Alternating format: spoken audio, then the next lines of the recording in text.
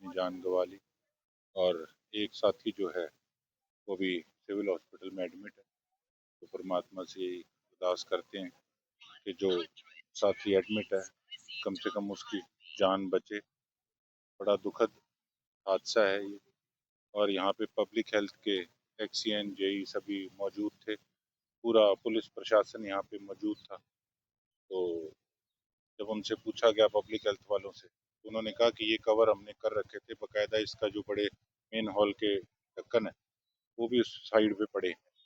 तो कहते ये कोई फरमाइश करने के लिए कोई ठेकेदार के दो व्यक्ति अंदर वहां पर गए थे, तब उस समय ये हादसा हुआ। लेकिन सोचने की बात यह है, मैं गुजारिश करना चाहूँगा पब्लिक हेल्थ के अफसरों से भी कि जो भी इनके ठेकेदार काम करते हैं कम से कम पहले इनकी इनकी इनके जीवन की सोच के कि किस प्रकार से अगर ये इस प्रकार से कोई डेंजर जोन में काम करते हैं तो सेफ्टी इक्विपमेंट्स किस प्रकार से इनको प्रोवाइड कराए जाएं ताकि कोई भी हादसा होने से बच सके। अगर कोई ऊपर से रस्सी डाल के या कुछ सेफ्टी प्रिकॉशंस अपनाए जाते तो ये हादसा जो है वो टल सकता था। तो मैं यही पब्लिक हेल्थ मिनिस्टर से भी और इस सरकार से यही अनुरोध करूंगा कि आने वाले समय के अंदर जब भी डेंजर जोन में कोई काम करे तो इस चीज़ पे कंपलसरी होना चाहिए। जो सेफ्टी को, लेबर की सेफ्टी को जो मायने में रख के काम नहीं कराएगा तो उस ठेकेदार पे भी एक्शन होना चाहिए। ये सबसे जरूरी और महत्वपूर्ण। परिवार को किस तरीके की सहायता रहेगी? बेटा परिवार के खोया है। साथ हमारी सहानुभूति है। मैं जाके भी आऊँगा उनके घर पे और डीसी साहब को भी लिखेंगे कि जो भी ज़्यादा से ज़्यादा मुआवजा है उनके परिवार को दे के सहायता और कहीं ना कहीं उनकी मदद की जाए।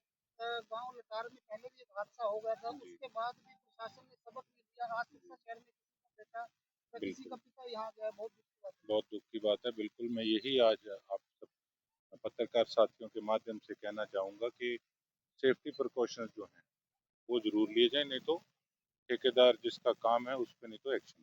लेबर को कहीं ट्रेनिंग वगैरह कुछ नहीं दी जाती, सीधा पकड़ के लगा दी जाती है। देखो हमारे हमारे देश का दुर्भाग्य है कि केवल लेबर को नहीं, हम किसी भी फील्ड के अंदर देख कहीं ना कहीं सिफारिशों वाला सिस्टम है। और है अगर हम पॉलिटिशियंस का भी देख तो वो भी कहीं ना कहीं मेरिट के आधार पर चुनाव नहीं, ये राजनीति बात करने का समय नहीं है, लेकिन ये ढांचा जो है वो बिल्कुल गिनती उल्ट चल रही है।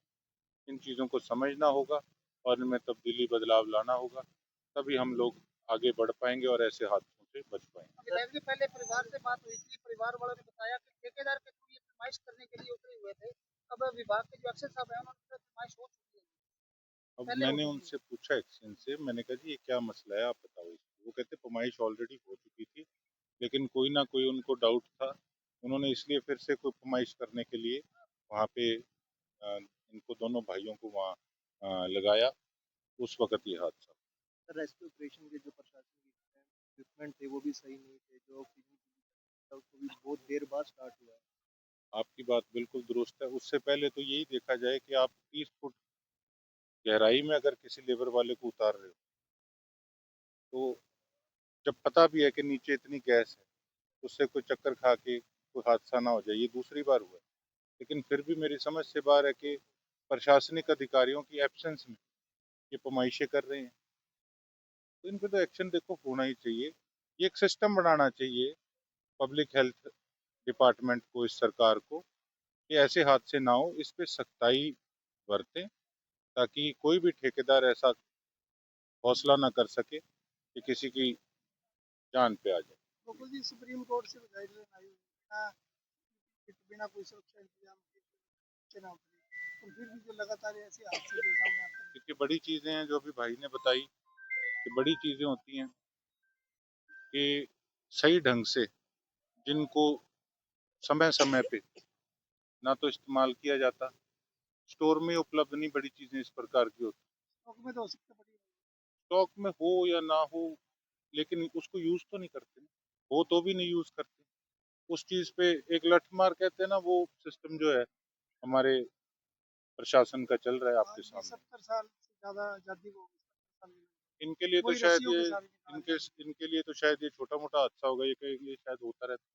लेकिन जिसके परिवार पे बीती है उनसे तो ये आपके माध्यम से ये सरकार को अनुरोध है कि इस चीज़ पे एक सख्त सिस्टम बनाया जाए कि पहले जो हमारे लेबर वाले भाई अपनी जान को जोखिम में डाल के काम करते हैं, सबसे पहले उनकी सेफ्टी का प्रबंध किया जाए। परिवार को भी इससे होगा। मैं वो पूरा अपनी तरफ से जो है पूरा लिखूंगा, जो भी सिस्टम इसका होता है वो अपनी तरफ से पूरा सुना। ठीक है। हाँ जी, ਅਸੀਂ ਤਾਂ ਘਰੇ ਸੀਗੇ। मेरा एक देवर हो रहा है, मेरी बुआ का लड़का है जो पूरा हुआ है। हाँ जी, हमें तो फोन आया था भी वो बीच में गिर गए हैं सीवर में। हमने आके देखा तो बस एक मेरा देवर है, उसको तो हॉस्पिटल इमरजेंसी में दाखिल कर रखा है। हाँ जी, ये हादसा कैसे हुआ जी, क्या मानते हैं? पता नहीं, हम तो थे नहीं यहाँ पे। आप कहाँ रहते हो, वो कहाँ पे रहते हैं? कंगनपुर में ही है। ठीक है। हाँ जी, आपके बहुत सालों से यही रहते हाँ हैं। नाम जी, क्या है उनका? गोला नाम है जो पूरे हैं। उनके परिवार में कौन कौन है जी? उनकी मम्मी है, वो भी हार्ट की मरीज है बेचारी, वो हॉस्पिटल अभी अभी गई है। और कौन कौन है परिवार में? उनका भाई है, एक भाभी है, दो बच्चे हैं उनके छोटे छोटे। हाँ जी, दो लड़कियां हैं उनके। हाँ जी, छोटी है वो। दोनों रिलेशन में थे क्या? हाँ जी, तो प्रशासन से क्या मांग करना चाहते अभी तो हम कुछ कहने के लिए नहीं, हमारे से कुछ भी नहीं।